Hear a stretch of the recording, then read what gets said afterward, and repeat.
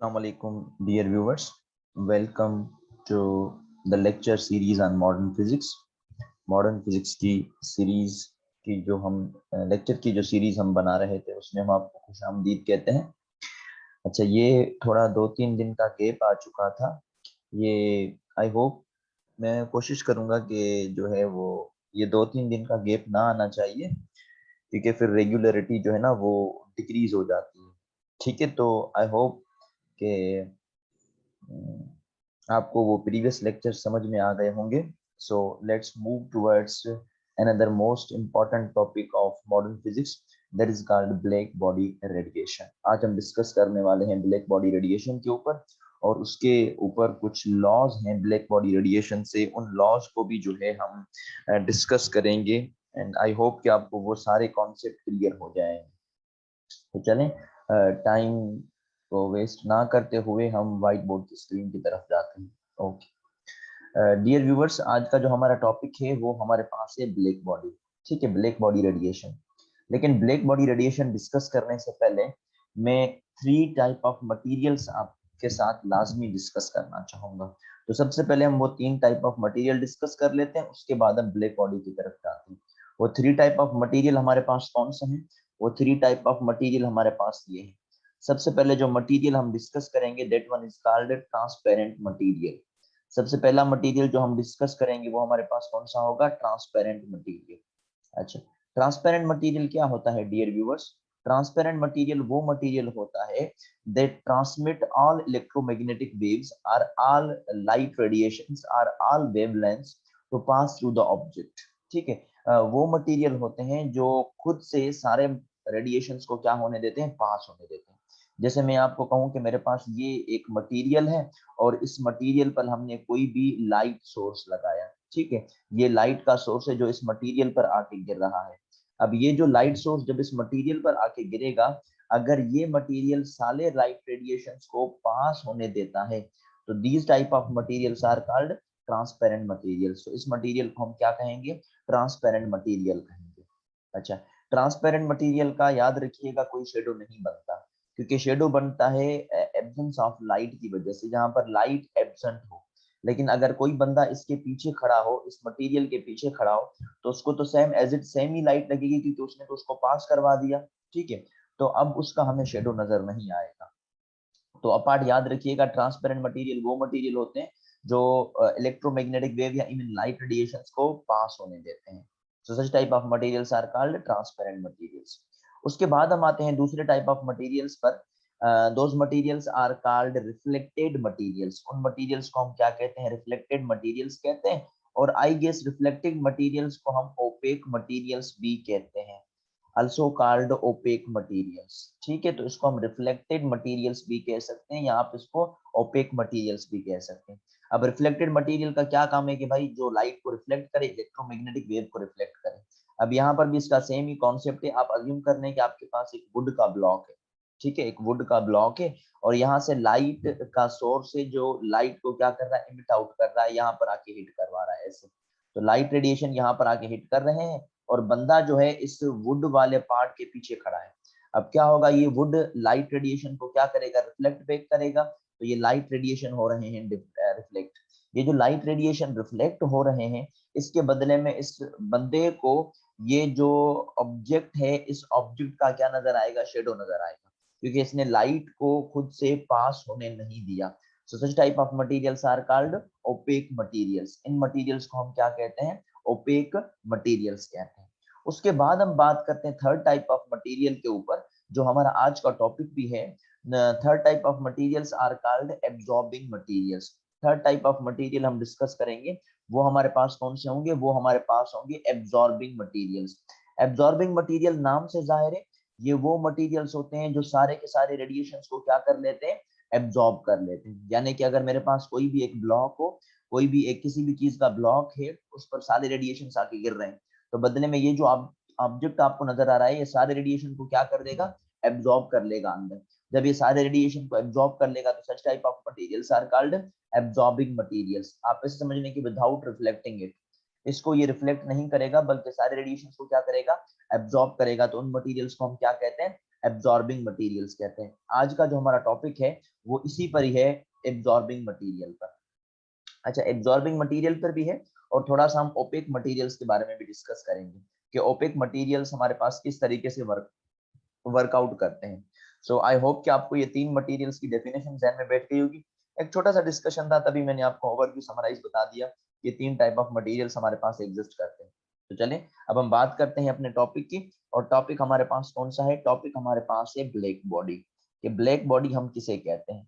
Black body जो है उसको हम काला अजसाम भी कह सकते हैं, ब्लैक बॉडी। ठीक है, तो ब्लैक बॉडी के ऊपर बात कर लेते हैं, उसके बाद हम आएंगे ब्लैक बॉडी रेडिएशन के ऊपर। डियर व्यूवर्स, हमें कहा गया कि ब्लैक बॉडी एक ऐसी बॉडी होती है जिस पर आप जितने भी रेडिएशंस गिरा रहे हैं, ठीक है, when radiations of all kind of wavelength, यानी कि जितने भी रेडिएशंस आ रहे हैं, रेडिएशंस, यहाँ पर मैं ये दो तीन पॉइंट लिखना चाहूंगा, radiations of all kind of wavelengths, यानी कि जितनी भी वेवलेंथ्स हैं आपके पास, ऑल काइंड ऑफ वेवलेंथ्स, वो क्या होंगी? वो उस बॉडी पर फॉल करेंगी। Radiation of all kind of wavelengths falling on a body, उस बॉडी पर आके गिरेंगी, फॉलिंग ऑन बॉडी। तो बदले में क्या होगा?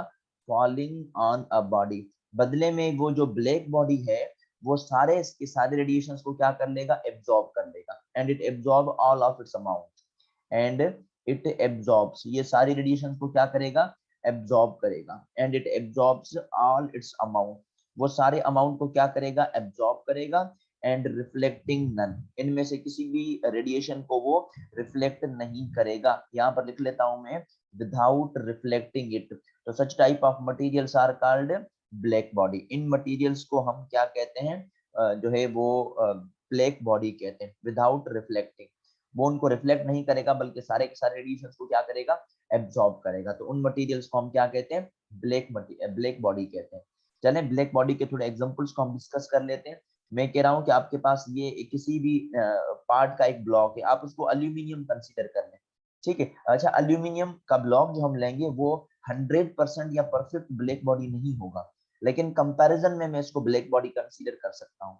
तो हमारे पास अल्यूमिनियम का ब्लॉक है, बदले में क्या हो रहा है कि रेडिएशन आ रहे हैं मुख्तलिफ वेवलेंथ्स के। तो यहाँ से मुख्तलिफ वेवलेंथ्स के रेडिएशन आ रहे हैं, और बदले में क्या हो रहा है? मुख्तलिफ रेडिएशन, मुख्तलिफ वेवलेंथ के जब रेडिएशन आ रहे हैं, तो ये जो हमने अल्यूमिनियम का ब्लॉक बनाया है, ये सारे के सारे रेडिएशन को क्या कर जाएगा? सारे के सारे रेडिएशन को ये एब्जॉर्ब कर देगा। अगर ये अल्यूमिनियम ब्लॉक सारे के सारे रेडिएशन को एब्जॉर्ब कर रहा है विदाउट रिफ्लेक्टिंग इट, यानी कि इनमें से किसी भी रेडिएशन को रिफ्लेक्ट बैक नहीं कर रहा, तो such type of materials are called black body materials. इन मटेरियल्स को हम क्या कहते हैं? काले अजसाम का नाम दे देते हैं। सो आई होप कि आपको ये डेफिनेशन क्लियर हो गई कि भाई जितने भी रेडिएशन आके गिरेंगे वो सारे के सारे रेडिएशन को क्या कर लेगा?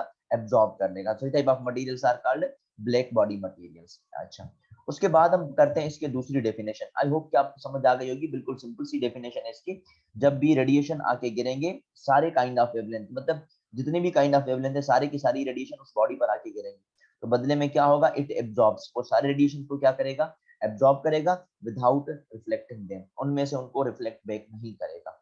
तो उन्हें हम क्या कहते हैं? उन्हें हम ब्लैक बॉडी का नाम दे देते हैं। सो अगर आप स्क्रीनशॉट लेना चाहें तो स्क्रीनशॉट ले लें। I have to erase this one, clear all lines करके हम नेक्स्ट पेज पर आते हैं। चलें हम बात करते हैं इसके नेक्स्ट डेफिनेशन की। अब हम नेक्स्ट डेफिनेशन में देखेंगे कि हमारे पास इस ब्लैक बॉडी की नेक्स्ट डेफिनेशन क्या बनेगी। अच्छा, अब दोनों डेफिनेशंस को मिलाकर एक कंबाइन में भी डेफिनेशन बना सकते हैं, लेकिन मुझे अलग अलग दोनों को डिफाइन करना था, इस वजह से मैं दोनों को अलग अलग यहाँ पर डिफाइन कर रहा हूँ ब्लैक बॉडी के मुताबिक। अच्छा अच्छा, इसके एग्जाम्पल्स पर भी हम आएंगे, लेकिन फिलहाल मैं जस्ट डेफिनेशन क्लियर करवाऊँ आपको। अच्छा, उसके बाद क्या होता है? उसके बाद एक और डेफिनेशन आती है ब्लैक बॉडी की। डेफिनेशन ब्लैक बॉडी की हमें ये बताई गई कि जब भी हम किसी बॉडी को हीटेड करें, ठीक है, when a body is heated it emits radiation of all kind of wavelength. Such type of materials are called also black body materials. यानी कि हमारे पास कोई भी एक बॉडी होगी, व्हेन अ बॉडी, ठीक है, हमारे पास किसी भी किस्म का कोई अजसाम होगा, बदले में क्या होगा? उस अजसाम के अंदर उसको हम हीट करेंगे। When a body is heated, जब हम उस अजसाम को हीट करेंगे, तो हीट करने के बाद क्या होगा? It emits radiation of all kinds of wavelength. वो क्या करेगा? सारे जो है ना रेडिएशंस को इमिट आउट करेगा। It emits all kind of wavelength, वो सारी वेवलेंथ को क्या करेगा? इमिट आउट करेगा। सवाल ये है कि वो सारी काइंड ऑफ वेवलेंथ को इमिट आउट क्यों करेगा। अब यहाँ पर एक मोस्ट इंपॉर्टेंट पॉइंट है, तो मेंटेन इक्विलिब्रियम, ताकि वो अपनी इक्विलिब्रियम को क्या करे, मेंटेन करे। One of the most important point भाई, वो अपनी इक्विलिब्रियम को मेंटेन करने के लिए सारी रेडिएशंस की वेवलेंथ को क्या करेगा, एब्जॉर्ब करेगा। इसको मैं आपको थोड़ा सा जो है वो यहाँ पर एक्सप्लेन कर लेता हूँ। हम कंसीडर कर लेते हैं कि हमारे पास ये एक ब्लैक बॉडी है। अच्छा, मैं यहाँ पर जो ब्लैक बॉडी का एग्जांपल लूंगा वो भी मैं बता देता हूँ। वो हम कंसीडर करेंगे किसी कैविटी को। कैविटी कैसे होती है, कैविटी एक ऐसे शेप की एक मटेरियल बन जाता है, ठीक है, जिसमें होता क्या है, जिसमें एक छोटा सा होल होता है, स्मॉल होल होता है, जिसमें हम इंसिडेंट रेडिएशन को अंदर भी दाखिल करते हैं और वो इमिट आउट भी होता है, बाहर की तरफ आ जाता है। यानी इसी होल से वो एब्जॉर्ब भी होता, इसी होल से वो एब्जॉर्ब भी होगा और इसी होल से वो क्या होगा, वो जो है वो इमिट आउट भी होगा। अब हम क्या करेंगे, इस ब्लैक बॉडी को देंगे टेम्परेचर, यानी हीट हम देंगे इसको। So when we are giving temperature to that black body, जब हम इस ब्लैक बॉडी को टेम्परेचर देंगे तो बदले में क्या होगा, हम इस चीज को देखना है। बदले में ब्लैक बॉडी को जब हम टेम्परेचर देंगे तो ये ब्लैक बॉडी सारी की सारी रेडिएशंस को क्या करेगी, इमिट आउट करेगी।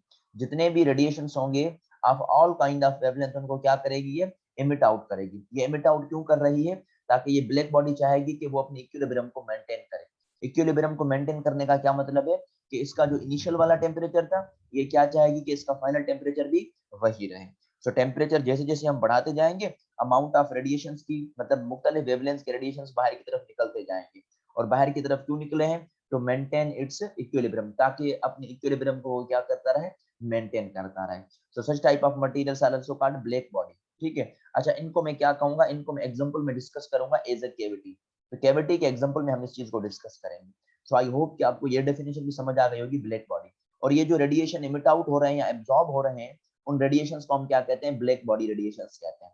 तो ये जो रेडिएशन बाहर की तरफ निकले, इन रेडिएशंस को हम क्या कहेंगे, these radiations are called black body radiations. इन रेडिएशंस को हम क्या नाम देते हैं, इन रेडिएशंस को हम नाम दे देते हैं ब्लैक बॉडी रेडिएशंस। सो आई होप कि आपको समझ आ गया होगा ब्लैक बॉडी का मेजर कॉन्सेप्ट यहाँ पर क्या होगा। अच्छा, उसके बाद अच्छा, ये ब्लैक बॉडी तो हमारे पास यहाँ पर हुआ कंप्लीट। लेकिन उसके बाद हम ब्लैक आते हैं कि black body why it is considered to be black. हम इसको ब्लैक का नाम क्यों देते हैं ब्लैक बॉडी को, ठीक है। तो इस पर हम थोड़ी सी चर्चा कर लेते हैं। डियर व्यूवर्स, हम प्रीवियस देख चुके थे, प्रीवियस हमने ये देखा था कि हमारे पास जो ओपेक मटेरियल्स होते हैं वो लाइट को क्या करते हैं, रिफ्लेक्ट बैक करते हैं, ठीक है। ओपेक मटेरियल्स का काम क्या होता है, लाइट को रिफ्लेक्ट बैक कर देते हैं। लेट्स सपोज मैं यहाँ पर एक रेड रोज बना देता हूँ, ठीक है। I try my best to कि मैं एक रेड रोज बना दूं, लेकिन मुझे इतनी अच्छी ड्राइंग आती नहीं, तो काइंडली इसको थोड़ा सीरियस मत लीजिएगा, ठीक है। तो ये मैंने एक छोटा सा जो है ना वो रेड रोज बना दिया। आप इसको कंसीडर कर लें कि हमारे पास ये क्या है, ये हमारे पास है रेड रोज, ठीक है। अब सवाल ये है कि why red rose appears to be red, है ना, रेड रोज रेड अपीयर क्यों होता है। अब इसका एग्जांपल, इसका जो है ना वो रीजन देख लेते हैं। सुनिए, अभी क्या होता है कि यहाँ पर जो सूरज से लाइट इमिट आउट होती है ना, उसके अंदर मुख्तलिफ वेवलेंथ्स होती हैं। और अभी जो हम वेवलेंथ डिस्कस करने वाले हैं वो वेवलेंथ ये 7 है, जो विजिबल पार्ट में आती है, दैट इज कॉल्ड विबग्योर, ठीक है। अब ये सारी की सारी इलेक्ट्रोमैग्नेटिक वेव आएगी और इस रेड रोज पर आके गिरेगी, सही है। तो बदले में क्या होगा, बदले में ये जो रेड रोज आपको नजर आ रहा है ना, ये रेड कलर को क्या करेगा, रिफ्लेक्ट बैक करेगा। रिमेंबर दिस वन, ये जो रेड रोज है ये रेड कलर को क्या करेगा, रिफ्लेक्ट बैक करेगा। और बाकी जितने भी रेडिएशंस होंगे, वो जब सारे के सारे रेडिएशन इस पर गिरेंगे, तो वो सारे रेडिएशंस को क्या करेगा, एब्जॉर्ब करेगा। सारे रेडिएशंस को एब्जॉर्ब करके रेड को रिफ्लेक्ट बैक करेगा। सारे रेडिएशन जो एब्जॉर्ब कर रहा है वो किस में काम आते हैं, वो फोटोसिंथेसिस के रिएक्शन में काम आते हैं, जिसमें प्लांट जो है अपना फूड खुद प्रिपेयर करते हैं थ्रू द सनलाइट। तो ये जो रेड कलर वो रिफ्लेक्ट बैक करता है ना, तो हमें भी कौन सा कलर नजर आता है, रेड कलर नजर आता है। तो यानी कि जो कलर रिफ्लेक्ट बैक हो जाएगा, दर हकीकत हमें वही कलर नजर आ जाता है।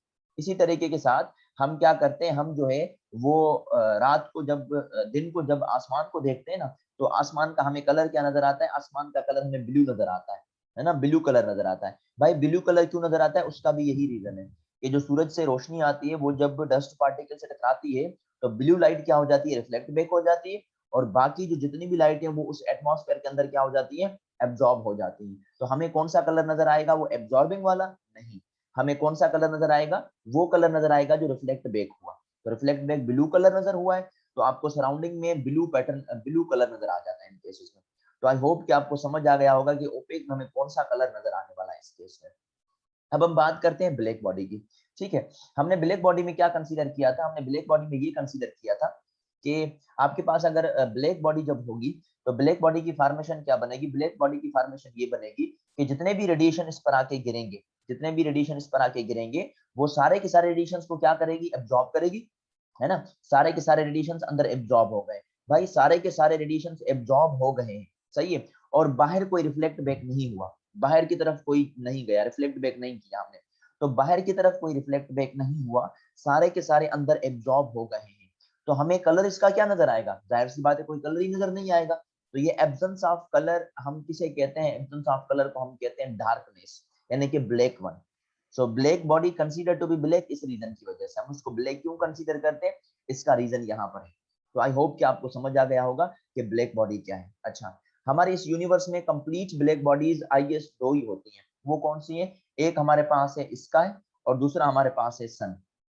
जो मैंने पहली डेफिनेशन बताई थी, वो स्काई का जो ओरिजिनल कलर है ना, स्काई का ओरिजिनल कलर कौन सा है? स्काई का ओरिजिनल कलर ब्लैक कलर है, जो हमें रात को नजर आता है। ब्लैक कलर क्यों है? क्योंकि वो सारे रेडिएशन को क्या करेगी? एब्जॉर्ब कर लेगा। और जो मैंने दूसरी डेफिनेशन बनाई वो सन पर जाके फिट होती है। सन सारे रेडिएशन को क्या करता है? एमिट आउट करता है, उसका टेम्परेचर बढ़ता है, एमिट आउट करता है। क्यों एमिट आउट करता है? क्योंकि वो अपनी इक्विलिब्रियम को मेंटेन करता है।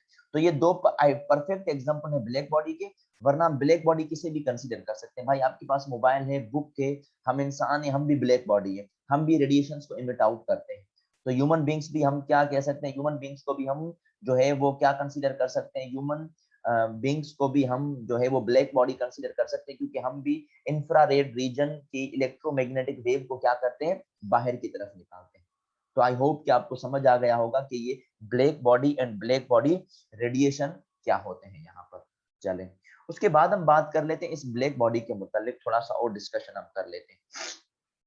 डियर व्यूवर्स, ये ब्लैक बॉडी की जब हमने डिस्कशन कंटिन्यू किया था, तो डिस्कशन को देखने के लिए, इसकी एनर्जी, वेवलेंथ, टेम्परेचर, इन चीजों को समझने के लिए कुछ लॉज दिए गए थे, कुछ पैटर्न दिया गया था।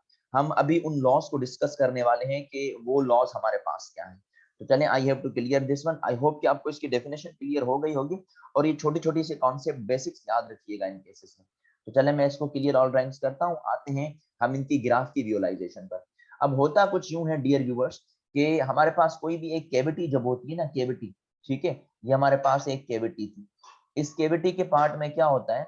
इस कैविटी के पार्ट में कुछ ऐसे पैटर्न हो जाते हैं हमारे पास। ये एक कैविटी मैंने बना दी है, ठीक है। हमें क्या है, हम इस जब कैविटी को टेम्परेचर देंगे, जब हम इस कैविटी को क्या करेंगे? टेम्परेचर देंगे। When we increase the temperature, जब हम टेम्परेचर देंगे तो बदले में क्या होगा? बदले में ये जो आपको कैविटी नजर आ रही है, ये रेडिएशन को क्या करेगी? इमिट आउट करेगी। अच्छा, यहाँ पर मैं वर्ड इमिट आउट यूज कर रहा हूँ, रिफ्लेक्ट यूज नहीं कर रहा। मैंने पहले डेफिनेशन में बता दिया था विदाउट रिफ्लेक्टिंग इट। तो रिफ्लेक्टिंग का कोई कॉन्सेप्ट ही नहीं बनता यहाँ पर। इसको मैं इमिशन कह सकता हूँ, लेकिन रिफ्लेक्शन नहीं कह सकते, याद रखिएगा, ठीक है। तो वो रेडिएशन को क्या करेगा? बाहर की तरफ निकालेगा। तो ये रेडिएशन बाहर की तरफ निकलेंगे। जब हमने इन नेचर ऑफ रेडिएशन को डिस्कस किया, जब हमने इन नेचर ऑफ रेडिएशन को डिस्कवर किया, तो हमने कुछ कंडीशंस को ऑब्जर्व किया। वो कंडीशन को क्या ऑब्जर्व किया? कि भाई ये जो रेडिएशंस बाहर की तरफ निकल रहे हैं ना, इस कैविटी से, इस कैविटी से बाहर की तरफ निकल रहे हैं, ये किस पर डिपेंड करते हैं? ये डिपेंड करते हैं कैविटी की वॉल्स पर।